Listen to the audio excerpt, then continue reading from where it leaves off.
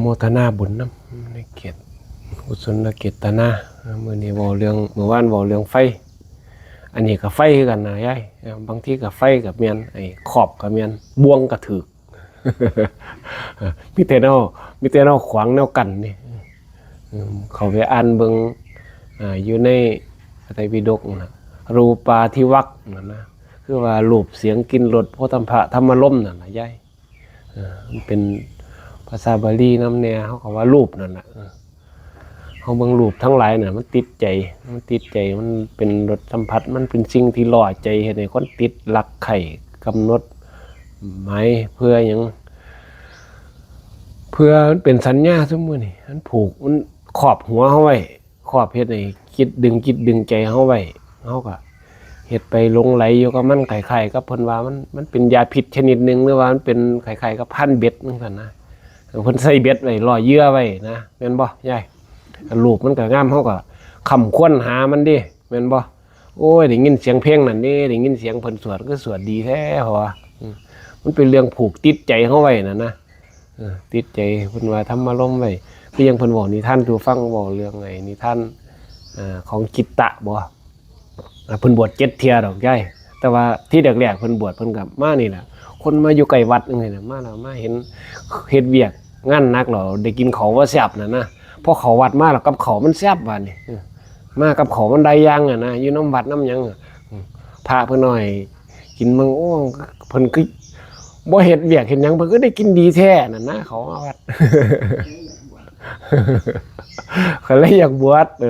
พอบวชมาแล้วมีแต่ขอห้ามบานสิ9สิคู่สิเกียรติโอ้ยมาหลายแถวว่าเฮ็ดจังได๋เนาะบานนี้เห็นไม่ออกอยู่ได้บวชได้ยักพักนึงเห็นไม่ออกงามก็ชิกกลับไปหาไม่ออกอีกนะไปเบิ่งคิดว่ากลับไปก็จ้อยอีกบานกลับมาบวชมั้ยบานนี้เอาอยู่เพราะบัดนี้เหรอยายลงหน้าลืมหลังอยู่นี่ล่ะมันก็เป็นเพิ่นเอิ้นว่าไว้มันเป็นนั่น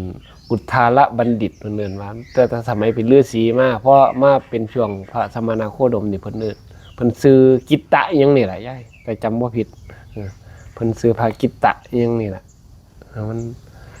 ชื่อจำชื่อเพิ่นบ่ค่อยได้นะจำชื่อเพิ่นบ่ค่อยได้เพราะว่ามันเพิ่นบวชตะเกียรติเที่ยเพิ่นว่าพระอันจอบเหียนเสียมเหียนเพิ่นว่าสมมุตินี่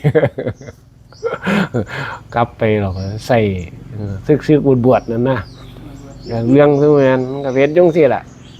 เฮ็ดเพิ่นก็ว่าให้เบิ่งเพราะว่าสิ่งหมู่นี้มันเป็นโทษให้เฮาเป็นคุณให้เฮาพร้อมมันเป็นกรรมคุณนั่นล่ะเพราะมันมียาพิษอยู่ในตัวของเฮาบ่น่ะคือยังพระพุทธเจ้าเพิ่นก็ว่า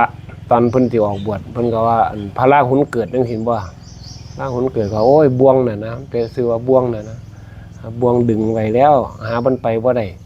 คือยังไม่ออกสิออกมาวัดจังซี่แล้วคิดหน้าคิดหลังจังซี่ล่ะคันมื้อใดมีเวียกก็บ่ได้มาก็บ่เป็นหยังน่ะนะก็ยังละได้อยู่แต่ว่าเฮาก็นี่ถือบวชซะแล้วมันก็บ่มาก็บ่แล้วนะ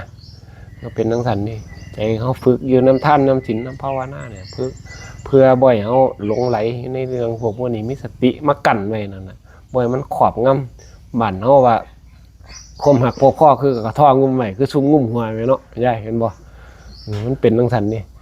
ยังให้มันขอบมันคุมเฮาไว้แล้วมันดิ่นบ่ออกดอกมันผูกไว้ติดบ่วงแล้วคือกันพวกนายพรานคือกันเนี่ยไปหางบ่วงไว้แล้วจังซี่นะถ้ามันนี่สัตว์นี่มาติดบ่วงแล้วมันบ่ฮู้เท่าทันต่ออารมณ์น่ะเบิ่งเพิ่นว่าบ่มีหยังสิเฮ็ดให้มนุษย์เฮานี่ระวังขอบงำจิตนั่นน่ะเพิ่นว่าเรื่องขอบงำจิตระวังบุรุษกับสตรีนี่มันเป็นของคู่กันนะกลางวันคู่กับกลางคืนนะหมดคู่กับน้ำตาลจังซั่นนะก็ยังทำอยู่ออกบ่อยๆน่ะไม่ว่ากลางวันคู่กับกลางคืนหมดคู่กับหยังเหรอ